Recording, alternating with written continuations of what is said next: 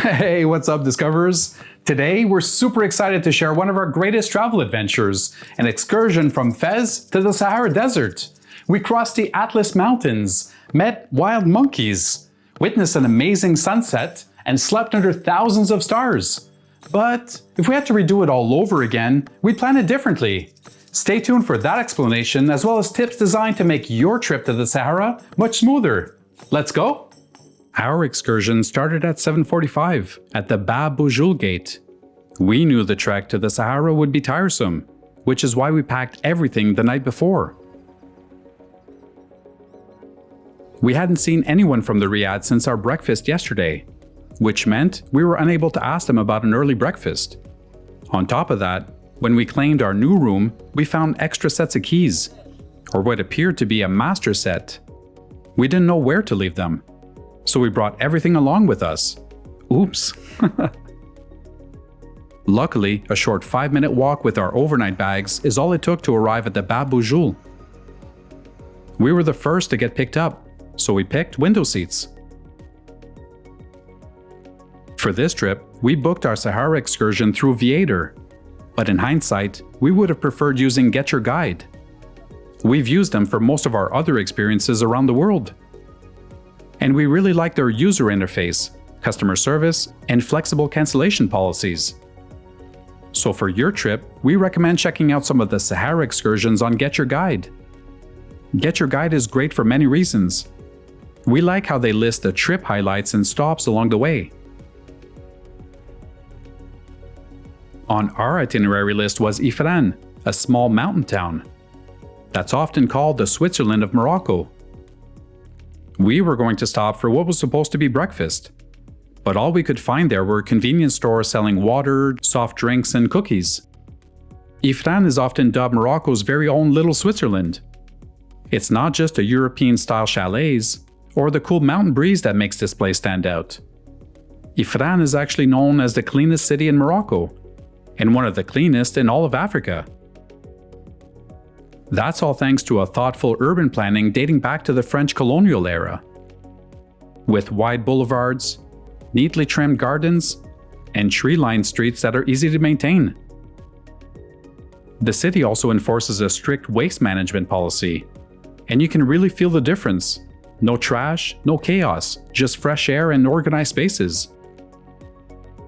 Honestly, it almost felt like we were crossing into a quiet town in the Alps, just without the passport stamp. What felt like a short while later, we stopped to see some monkeys. Just past Ifrane, we made a quick stop in the cedar forest near Azrou. And look who we met!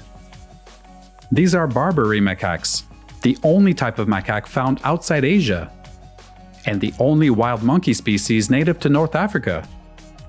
They live in big social groups, and you'll often find them hanging out in the trees or by the roadside. As cute as they are, they're actually in danger due to habitat loss and the illegal pet trade. Locals were selling peanut shells to feed them, but always keep your snacks sealed, because they'll grab anything.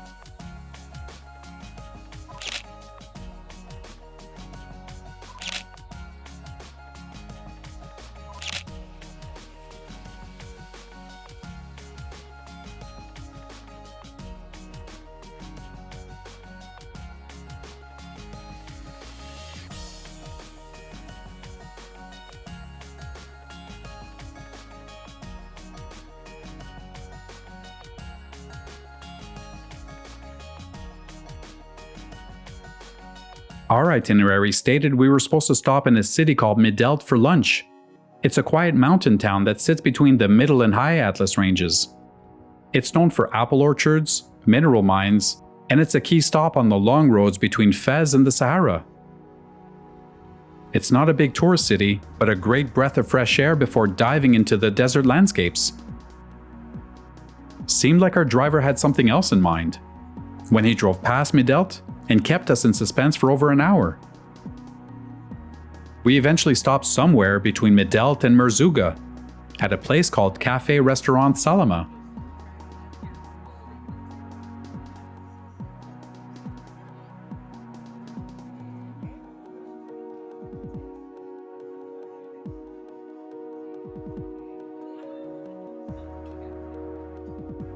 Prior to hitting the road again, I got an idea to clean the van's dirty windows for better footage. Let's see. Did that make a difference? Not sure. Driving through the arid stretches, we stumbled upon a breathtaking sight: the turquoise waters of Hassan Addakhil Reservoir. It's incredible to see such vibrant body of water nestled amid the desert's rugged landscape. This reservoir not only supports local agriculture, but also adds a splash of unexpected beauty to the journey towards the Sahara. It would have been great to stop over to get a closer look, but looks like that wasn't in the books this time around. As we continued on our way towards Merzouga, we pulled over at a viewpoint near the tiny village called Ouled Chaker. And wow, this view was something else. Stretching through the dry desert landscape, we spotted a lush green oasis hugging the riverbed. It appears that the reservoir we just saw on the road inadvertently plays a key role in supplying water to many oases downstream. These are the kinds of places that have sustained life in the Sahara for centuries. Palm groves, farmlands, and quiet villages nestled in the middle of the mountains and the sand. It's no wonder why travelers fall in love with Morocco's contrasts. This stop was well appreciated to stretch our legs.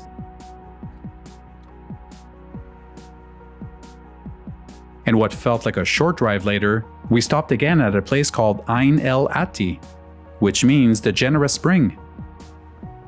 It might look quiet and dry, but it's actually been a vital water source for oasis in the region. We grabbed some mint tea, bought some scarves for the desert, and took a few snapshots of camels. And then we soaked in the feeling of entering a whole new part of Morocco. Simple stop, but full of meaning on a journey like this.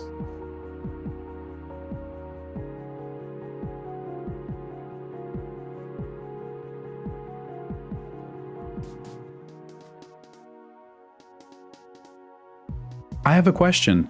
Are you guys related?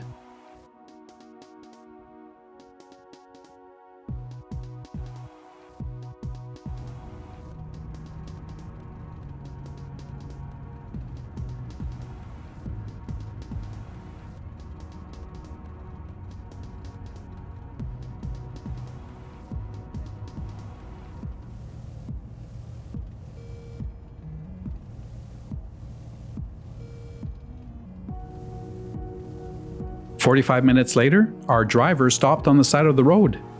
From there, we could see the foot of the Sahara dunes.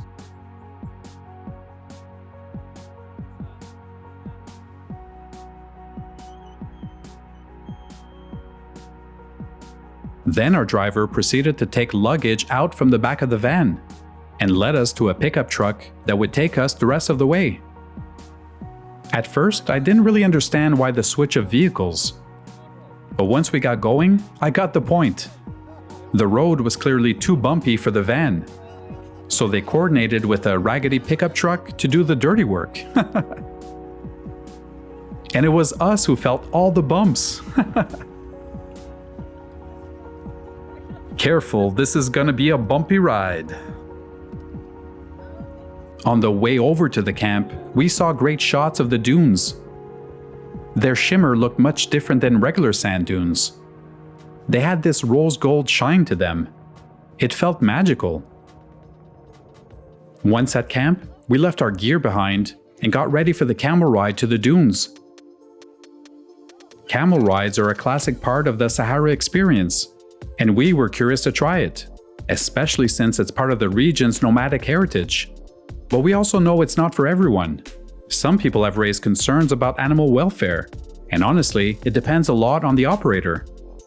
The camels we rode looked healthy and well treated, and we paid close attention to how they were handled. That said, if you're not comfortable with this, there are other great ways to explore the desert, like 4x4s, hiking, and even overnight glamping without rides. The important thing is to choose what's right for you.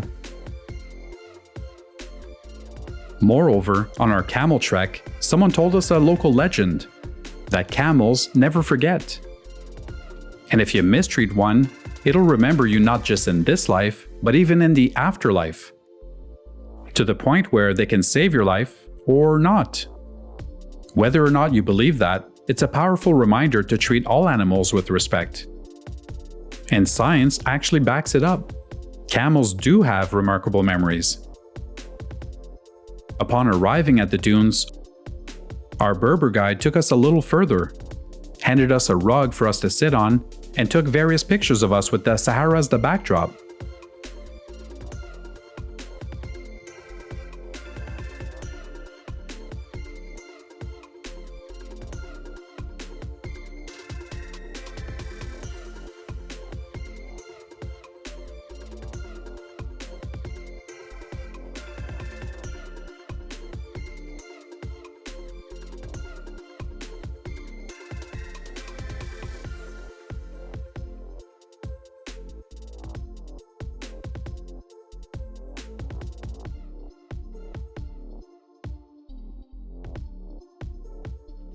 Ellie and I both FaceTimed our family. Gotta believe it! With Holofly or Airlo, our links come with a small discount. Check them out! As I was saying, Ellie and I both FaceTimed our family to share this magical experience with them. And watched the sun setting in the back. I was speechless. Earlier that day, we were in Fez, and now in the dunes of the Sahara? How surreal is this?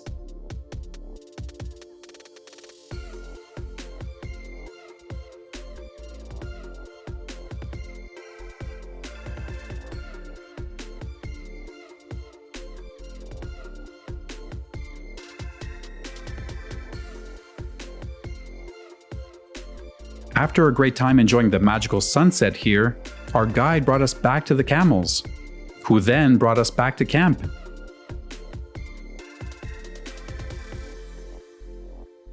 By this point, it was dark, and we needed to use lamps to get around. All Berber guides were getting their respective small groups to show them souvenirs for sale, which they referred to as their family's work. They had precious stones for sale and even little glass bottles to bring back some sand. We got a few bottles for people back home. It felt like we were among the last ones to arrive at camp, and communication wasn't their strong suit. After circling around for a while and speaking with various members, we finally understood that we had to fill out forms. Similarly to a hotel check-in, but this time for a tent in the desert? So we filled out our forms, got our bags, and got the key to our tent. It felt like a Harry Potter tent. Very cool.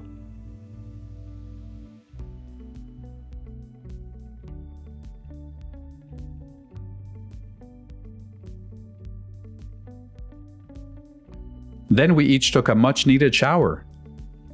Wasn't there supposed to be hot water here?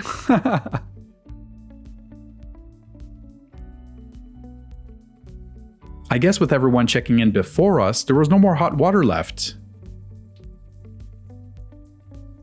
We got dressed and met our group in the large dinner hall, which was located under a larger tent setup. On the menu, traditional Berber soup from the region, bread, and tagine.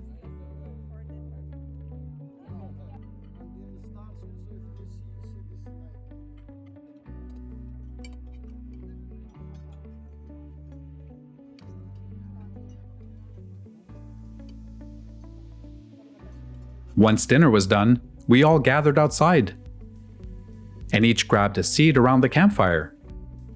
Berbers were setting up to play some music, warmed up their instruments, and slowly started ramping up.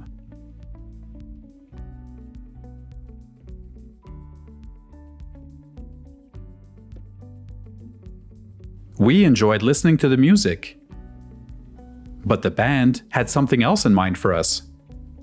Pretty soon, we were all standing up, taking our turn to express ourselves with a dance.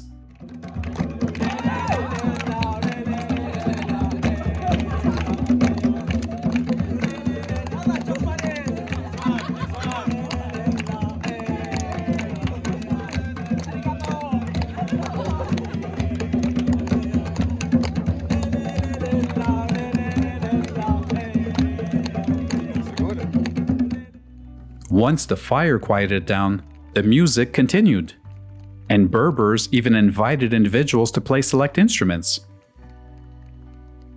A short while later, the music subsided, fire came to a halt, and a few individuals went venturing just outside camp to see the stars. Up until that moment, I don't think I had seen a sky like that. Wow!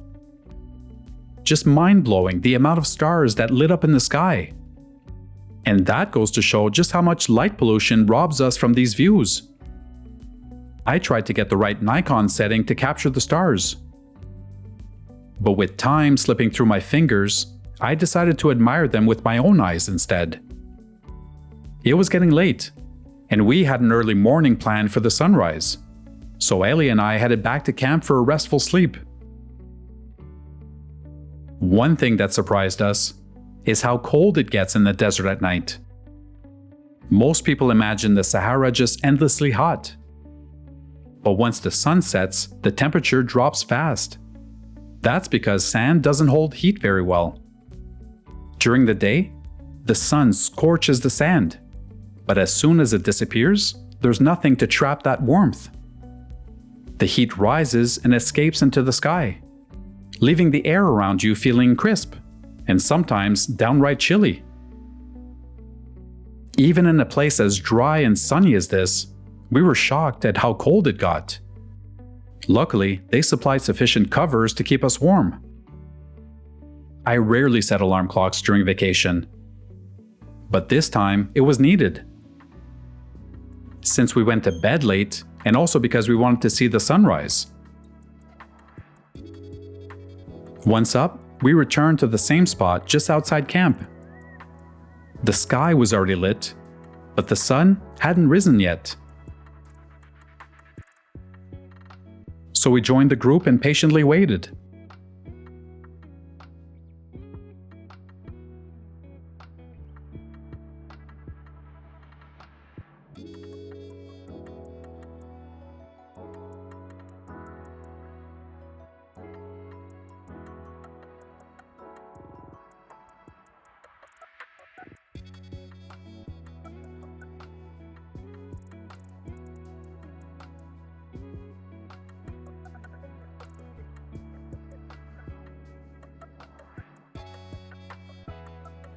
I took the opportunity to snap a few shots and captured one of my favorite ones, which I later printed when I got back home.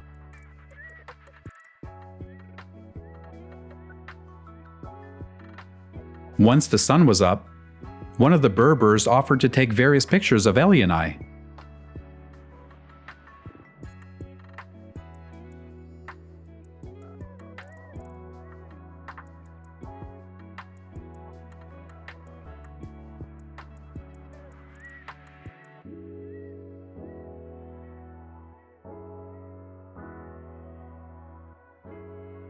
With our phones now full of amazing shots, we headed back to camp to get ready for breakfast.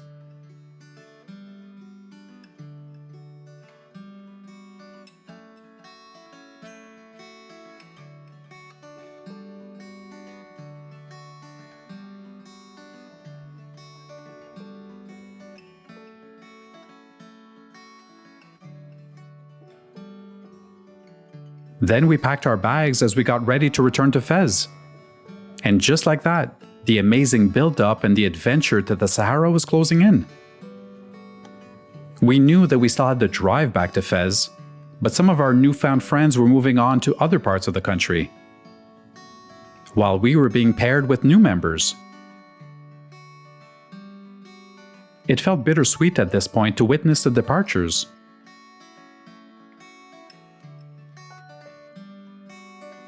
Once our pickup truck arrived, it was time to make our way back, the same way we arrived.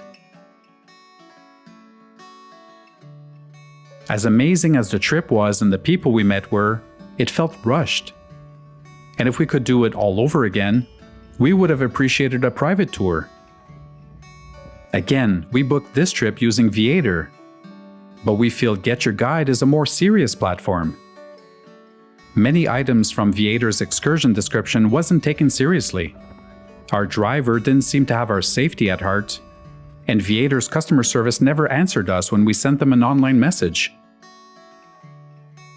Contrarily, Get Your Guide has proven to be much different during our other excursions.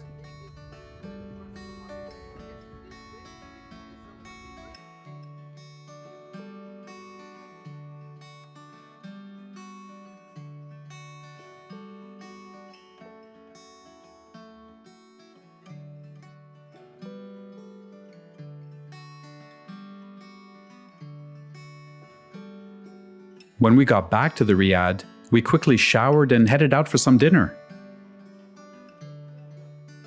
We found a wonderful restaurant by the name of Mother's Touch, and probably had the best eggplant mousse appetizer ever. Oh, and we bumped into one of the other travelers from the Sahara. Welcome back! Also, in case you're interested, there's a smarter way to travel through the desert.